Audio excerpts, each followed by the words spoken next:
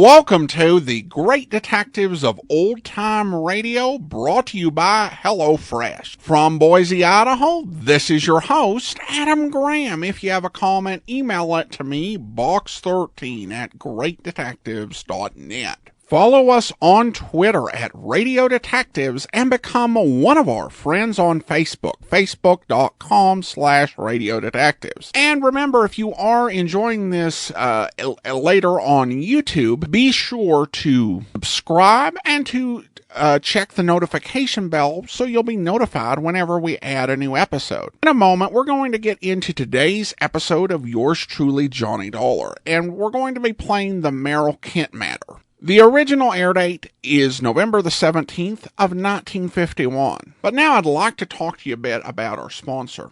If you're like me, the last year or so hasn't been the best time for healthy eating. I mean, there's so much going on, so much stressful stuff, and plus, who has the time to prepare a healthy meal? That's really where HelloFresh comes in. Over 4 out of 5 HelloFresh customers say that HelloFresh allows them to lead a healthier lifestyle with delicious, low-calorie, carb-smart, and vegetarian options available each week. Plus, you can try meals that are going to be ready in 20 minutes or less. So you can get super convenient, super healthy food right to your door. They've got some great recipes I'm eager to try. They've got chicken katsu and kickin' orange barbecue meatloaves. Just a wide variety of other great recipes you'll have the opportunity to try. If you'd like to give HelloFresh a try, go to hellofresh.com/detectives12 and use code detectives12 for 12 free meals, including free shipping. That's hellofresh.com /detectives12 and use code detectives12 as in 12 free meals including free shipping. All right, well, now it's time for yours truly, Johnny Dollar. From Hollywood, it's time now for Edmund O'Brien as Johnny Dollar. This is Mr. Lavery at Washington Life. Are you available for an assignment? Yes, I am, Mr. Lavery. Fine. You'll have to go to New Mexico. Down near Gallup. That's all right. What's the case? We want to look into the death of a Merrill Kent. It was generally accepted that his death was the result of an accident. He was buried day before yesterday. On that same day, the police received information to the effect that he was murdered. Well, this kind of thing can be awkward. No autopsy, I suppose. No, arranging one will be your first job. If the man was murdered, we want to find out.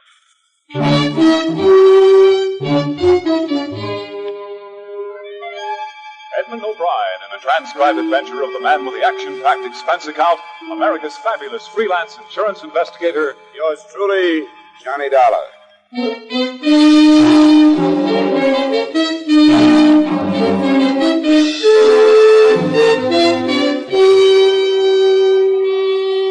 Expense account submitted by Special Investigator Johnny Dollar to Home Office, Washingtonian Life Insurance Company, Hartford, Connecticut. The following is an accounting of expenditures during my investigation of the Merrill Kent matter. Expense account item 1, $145, transportation via air, train, and finally rented car from Hartford to Fort Scott, New Mexico, which is a small village where the law is attended by a deputy sheriff named York. After I checked into a hotel, I met him in his cubbyhole of an office. Well, I don't know what to think about the darn thing. Get everything all settled, and then some blame fool riles it up again. Was it a local phone call? Local? Yeah. Oh, a month ago, I could have found out who made it just by asking the operator. He used to have their finger on everything in town, but we got a dial system now. I didn't recognize her voice because she was tricking it up. What did she say? She called while the funeral was going on, you know. Yeah, I understood that. Yeah, she said something from the Bible and that she couldn't stay silent while the good man's body was being submitted to the grave, as she put it. Then she said she wasn't sure enough to accuse anybody out in the open, but that she thought Mr. Kent had been murdered. No more than that? Didn't she name anybody? No, she just hung up. Isn't much to start from, is it? No. You know, I knew Kent. He was a good horseman, but better ones have been killed the same way. See, the horse falls and the rider's foot slips through the stirrup. Then when the horse gets up, he panics with his sling stuck there and dragging at him. He doesn't have to run 100 yards. The man's dead. Well, Kent's horse must have run 3 miles. How do you know that? Well, the way he was glowing when he got back to the ranch. He dragged Kent all the way home, you know. But you don't know where it happened, huh? No. Well, Kent bred horses and was out all the time exercising them, so it could have happened anyplace. I just say the man had some hard luck. He's dead and buried, and as far as I'm concerned, that should be the end of it. Yeah, you're probably right. The insurance company has a sizable investment to protect if they can. They want an autopsy, so I guess we'll have to have one. How do you figure on working that out? I know the widow won't okay one, and some survivor has to in this state. Have you talked to her about this? No, she's been through enough as it is. Why should I want to open it up again? You'd think she'd want to know if her husband was murdered or not. She doesn't know anything about the phone call. She doesn't? I didn't think it was worth telling her about. I'm afraid you'll have to be told, but I'll spare you the trouble. In a small town like this, I know it's tough. That's right, it is. Who was the doctor that was called, the one that signed the death certificate? His name's Snyder. Yeah, thanks. Where's his office? It's in his house down on Elm Street, 2nd Street just past the hotel. I'll find it. Thanks again, Sheriff. Sorry I have to stir things up. I'll do it as quietly as I can.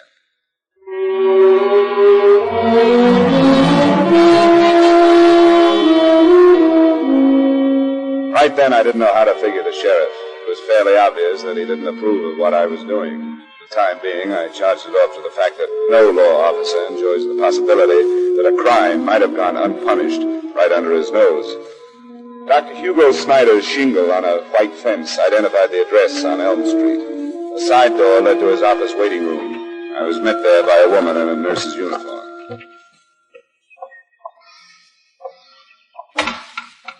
Good afternoon, sir. How do you do? Dr. Snyder in? Yes, but he's busy at the moment. Do you have an appointment? No, I don't. I'm not a patient. Well, here, I have to talk to him about something else. Here's my card. Insurance investigation. That's right. Mr. Dollar, please don't think me an overly inquisitive nurse. I'm Mrs. Snyder. Oh, well, that does make a difference. I want to talk to him about a death he attended a little while ago. Mr. Merrill Kent. Mr. Kent? Yes, the company that held his life policy sent me. Oh, I see. They think an investigation is needed. There's a chance, yes. That's what I wanted to talk to the doctor about. If I can see him now. He's in the X-ray lab. I'll see if he can come up. Hugo. Yes, what is it? There's a gentleman here to see you about Merrill Kent. What about? I'm your counselor. He's an investigator from an insurance company. All right, I'll be right on.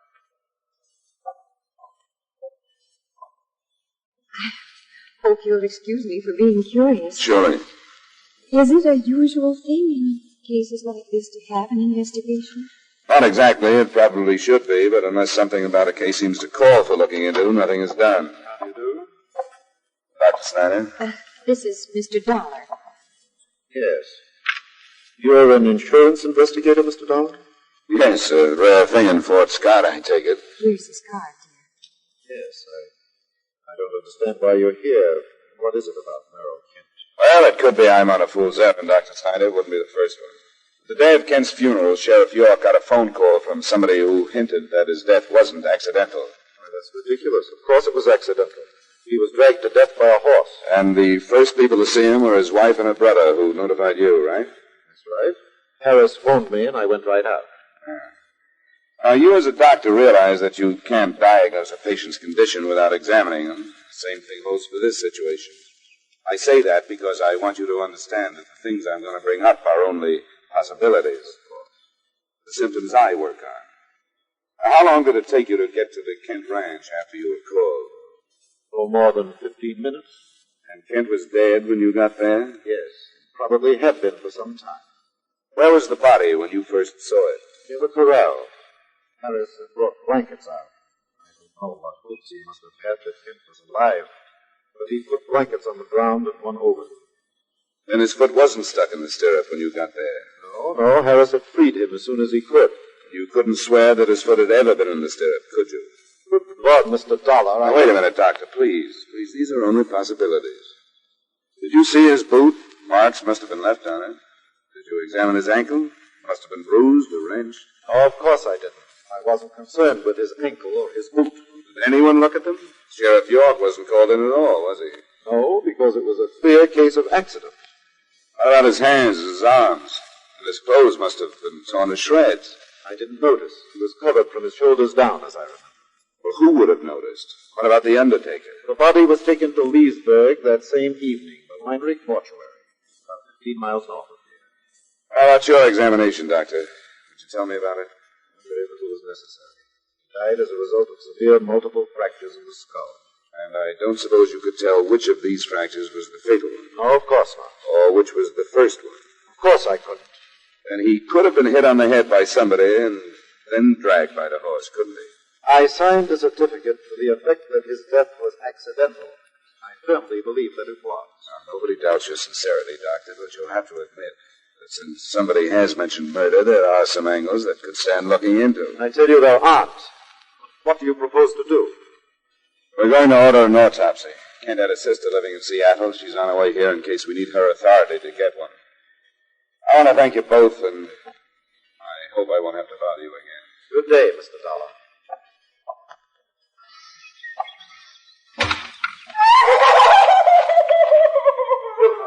What's the matter? Stop it. What's the matter?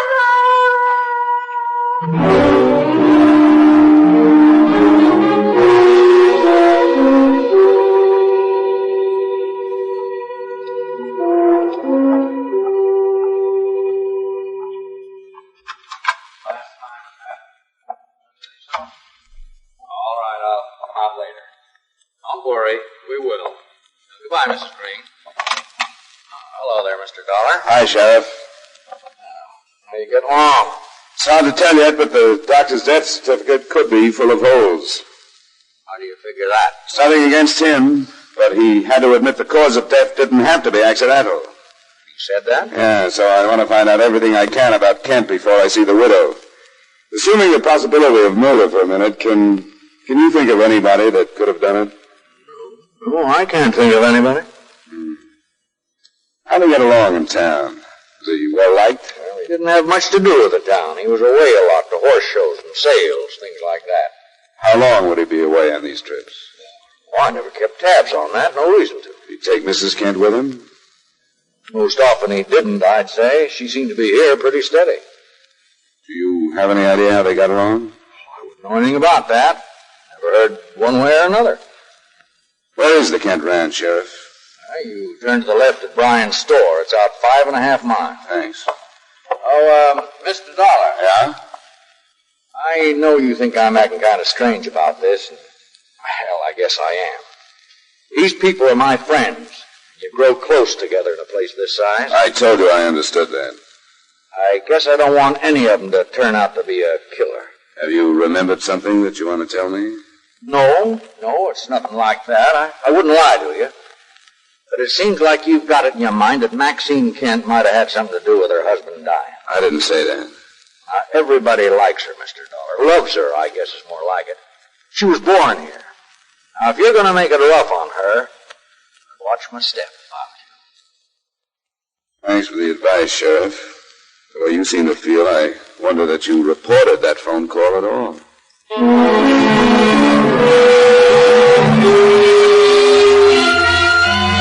The ranch was quite a surprise. I'd halfway expected the layout to be like the village and the other ranches I'd passed, old and badly cared for.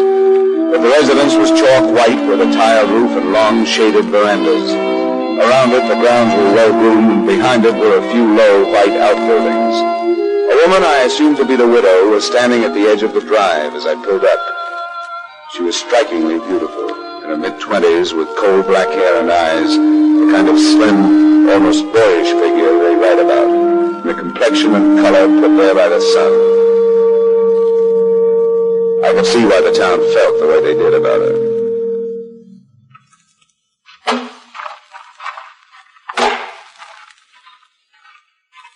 Oh, Mr. Dollar? I seem to have been preceded by my infamy. My brother's in town. He phoned me that you were on your way out. He didn't tell me where he'd learned it, but I only told one man, Sheriff York. that isn't important. It really isn't. They're all doing what they think is right. They think they're helping me. But I can realize that all they've done is give me more and more reason for suspicion. Is that true? So far, yes. Come up on the veranda where we can sit down. Then you can tell me what to do. Sure.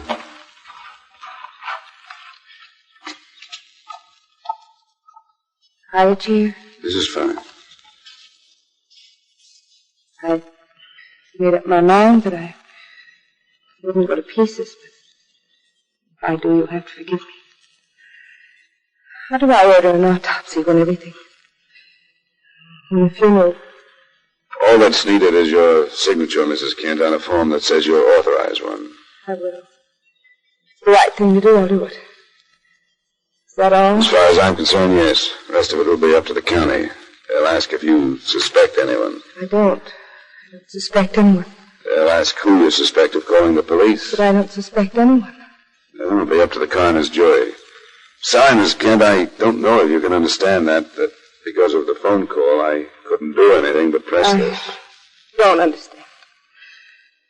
I don't understand any of it, but I'll do what's right. Unless there's something else, I wish you'd go now.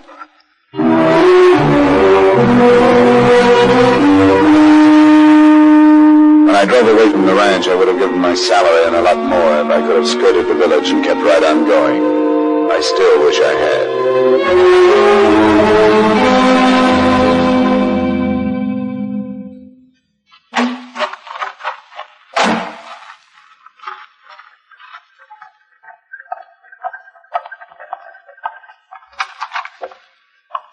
You the guy from the insurance company? That's right. Where's Sheriff York? He's over at Doc Snyder's. Just phoned and said if you showed up to get right over there. Why? Mrs. Snyder killed herself.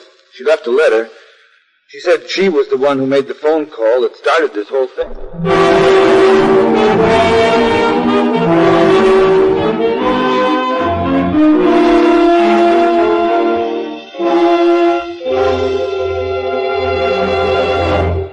We will return you to yours truly, Johnny Dollar, in just a moment.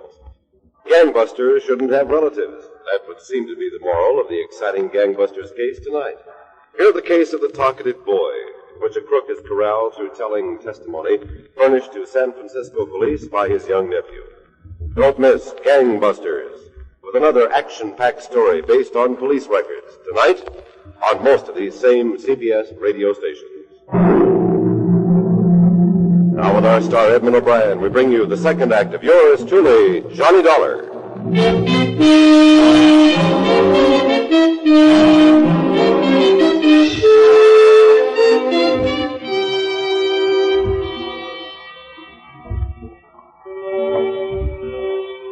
Sheriff York?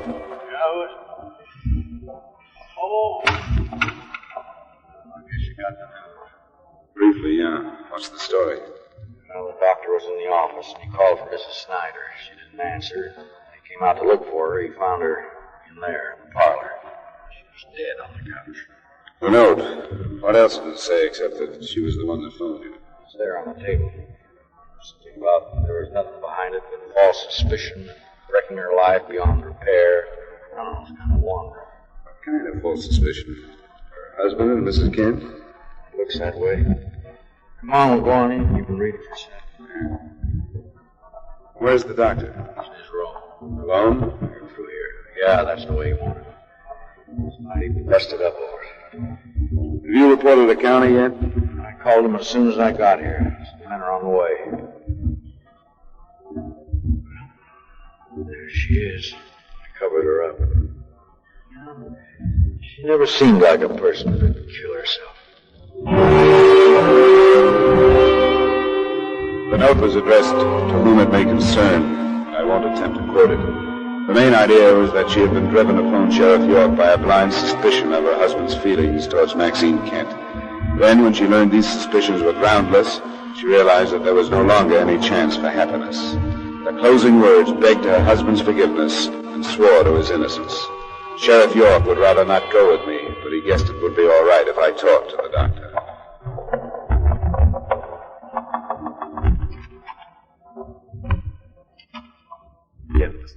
Yes, things haven't cleared up very quickly, have they? No, Scott has accomplished a great deal. Suppose I was being too objective. And the two lives have been ruined since you arrived. didn't mean that I, Roy. No, of course not. Circumstance. Circumstance that should have been entirely harmless. Not even known. Understand me, I'm not I see no reason to anymore. Those circumstances drove your wife to breaking the case open. You in the middle. Her own version of it. I am in love with Maxine. I am. If I had selfish and forced my life, Maxine would the same.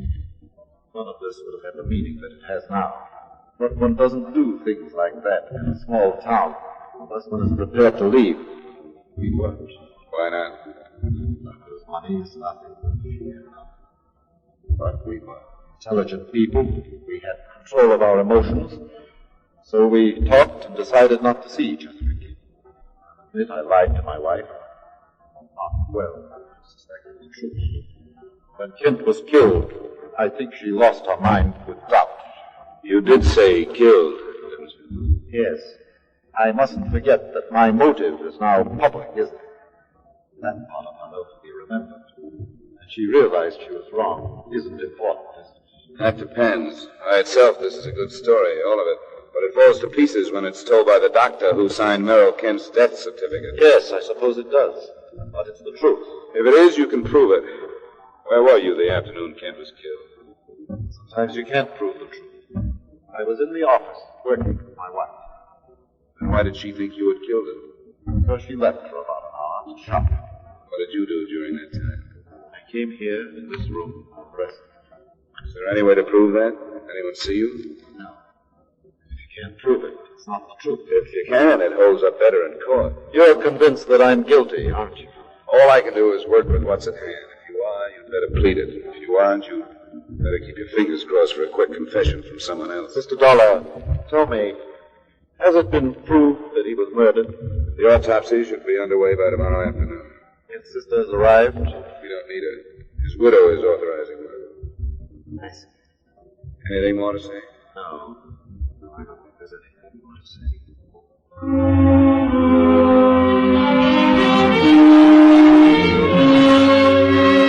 The deputies from county headquarters arrived at 6:30 p.m. On their orders, Dr. Snyder was removed to the single cell of the Fort Scott jail. He wasn't questioned that evening, but the headquarters men quite pointedly had their doubts that his wife's death was due to suicide. When I'd given them everything I had, I drove back to the Kent ranch. This time, I wasn't met by the beautiful widow. A man stood waiting for me at the edge of the driveway. Hello. I saw your lights coming up the road. I came to see Mrs. Kent. Sorry, she's not here. Where is she? She had to go to Santa Fe. I'm her brother. Can I do anything for you?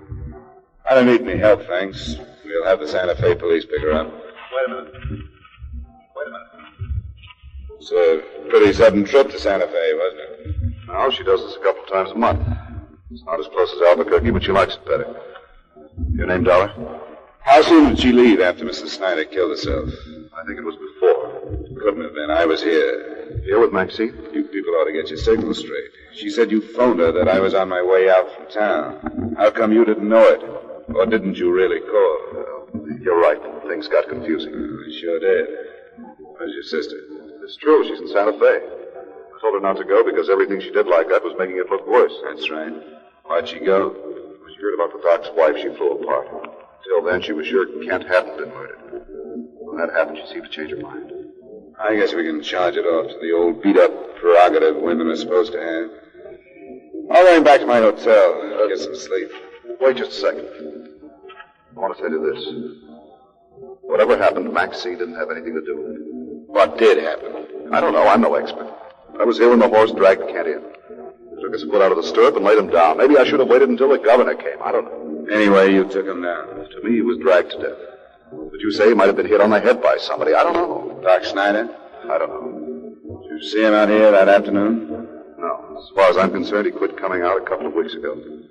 Before that, he kept after Maxine. She told me that. Then she made him stop. How'd she stop him? She told him she couldn't divorce Kent. You're trying to clear her, and that's natural. I'd like to see the truth come out. Well, let's work on that then. When was the last time your sister and Snyder were together? A couple of weeks ago. I didn't hear it, but I was here when she told him it had to stop. That was the last time he came out. Did she meet him any place?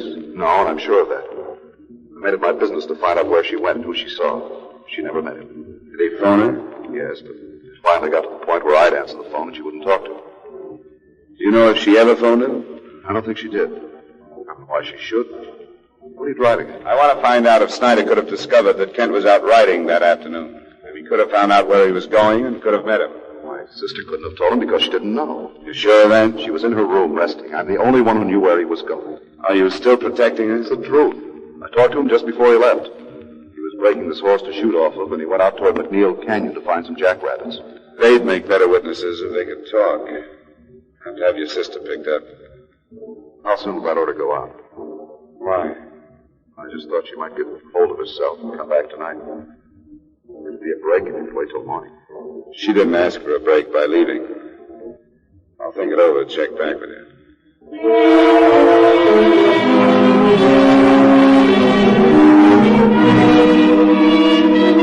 The next day, things moved slowly. Mrs. Kent did come back on her own and signed for an autopsy. I didn't see her.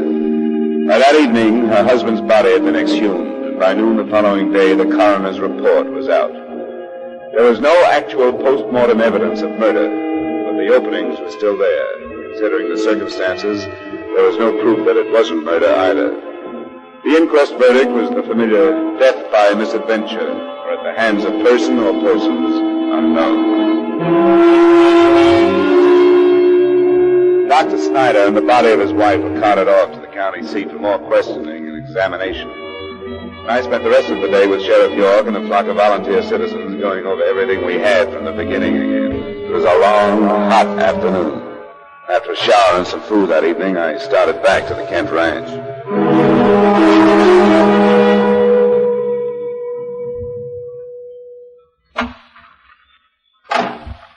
You again, Dollar? Thought you'd be through with this since Doc Snyder was arrested. Not quite. Your sister here? What do you want with her? I want to talk to her. Give her my apologies. Apologies? I hadn't noticed the side of you that would bother with her. Is she here? She's too upset to be bothered. Ask Mr. Dollar in here. You like him that way. Thank you, Mrs. Kent. Please come in. Why'd you run out the other night, Mrs. Kent? I don't know. In Hugo's wife, I lost my head. She came back, didn't she? I'm glad she did. She had nothing to run away from. What do you mean? Well, we're satisfied now that your husband's death was accidental. You know this, Dollar? I was with Sheriff York. We went out toward McNeil Canyon. Found the spot where it happened. Your husband fired a rifle. We found it. His horse reared and fell. The marks in the ground show that. It was dragged from there. There are traces of that, too. It's over. It's over. No. Merrill, let me leave me now.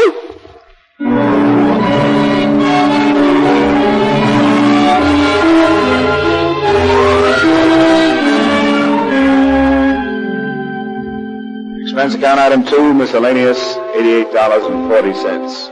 Item 3, same as item 1, transportation, back to Hartford. Expense account total, $378.40. Remarks? I'm sorry about the happy ending. The fact that everybody told the truth and that nobody was a criminal. And that the insurance claim is as good as New Mexico gold. Yours truly, Johnny Dollar.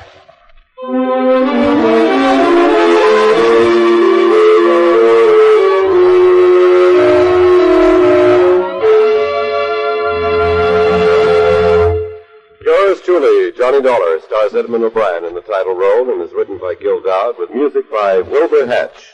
Edmund O'Brien will soon be seen starring in the Paramount Pictures production, Silver City.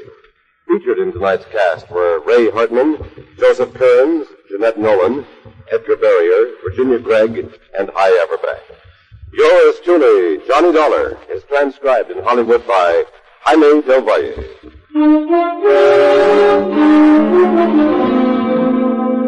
This is Clarence Cassell inviting you to join us next week at this time when Edmund O'Brien returns as Yours truly, Johnny Dollar.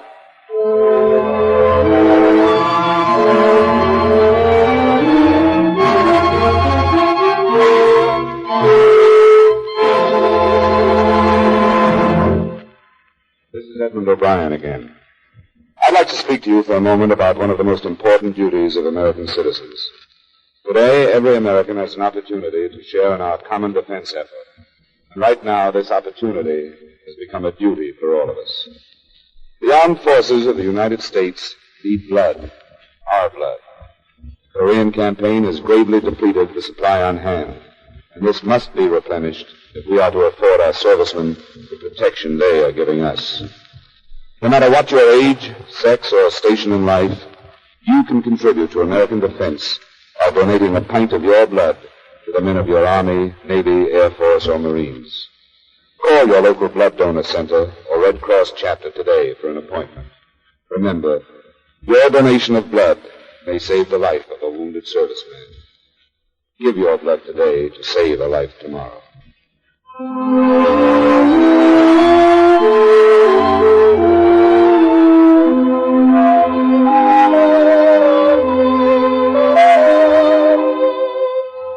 Partners, if you're looking for exciting Western adventure, you've come to the right network. Every Saturday on CBS Radio, most of these same stations bring you the Gene Autry Show and Bill Boyd as Hopalong Cassidy. Listen tonight. Stay tuned now for the Vaughn Monroe Show, which follows immediately over most of these same stations.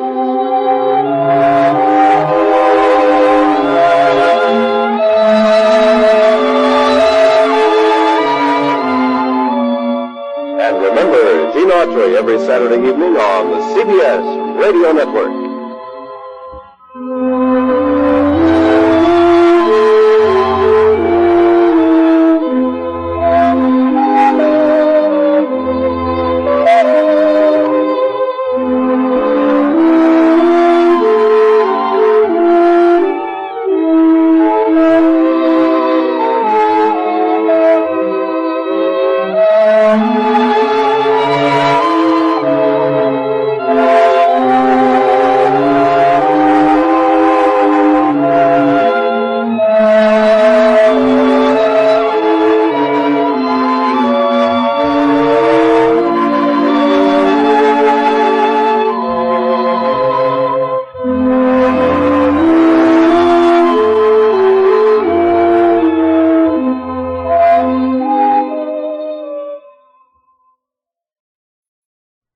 Welcome back. It's an interesting trait of this particular take on Johnny Dollar that he is prone to throwing in some sarcastic dictum. His whole thing about, sorry about the happy ending certainly is a bit of a poke at the insurance company because this turned out to be a very unpleasant and unproductive assignment. Of course, it also might be directed a little bit to the audience because this is kind of the last thing that you expect. He goes out to investigate something that's an accidental death, and our expectation is that it will turn out to be murder. No, it really was an accident. People were just hiding other things totally unrelated to the cause of death. And that's realistic. And you can work in those sort of plots, every now and again. You can't do them all the time. But yeah, you can play with our expectations by shocking us by being realistic every now and again, as opposed to going for the most depressing option. Then again, it does say something about the approach to the series at this point that, an episode with a suicide is happy ending. Listener comments and feedback now. Francis writes, over on YouTube, I still want an action-packed expense account. Well, don't we all? I think we could all use one of those, just as long as we don't have to give a strict account of it. I remember there was an episode of I Spy, the TV show from the 60s, where essentially the whole plot revolved around explaining a $5 item on an expense account. So be careful what you wish for. All right, well, I do want to go ahead and thank our Patreon supporter of the day. Thank you to Kate, Patreon supporter since September, currently supporting us at the rookie level of $2 or more per month. Again, thank you so much for your support. That will do it for today. Join us back here tomorrow for The Silent Men, and then we'll be back next Friday, another episode of yours truly, Johnny Dollar. In the meantime, send your comments to box13@greatdetectives.net. Follow us on Twitter at Radio Detectives, and become one of our friends on Facebook, facebook.com/Radio Detectives. From Boise, Idaho, this is your host, Adam Graham, signing off.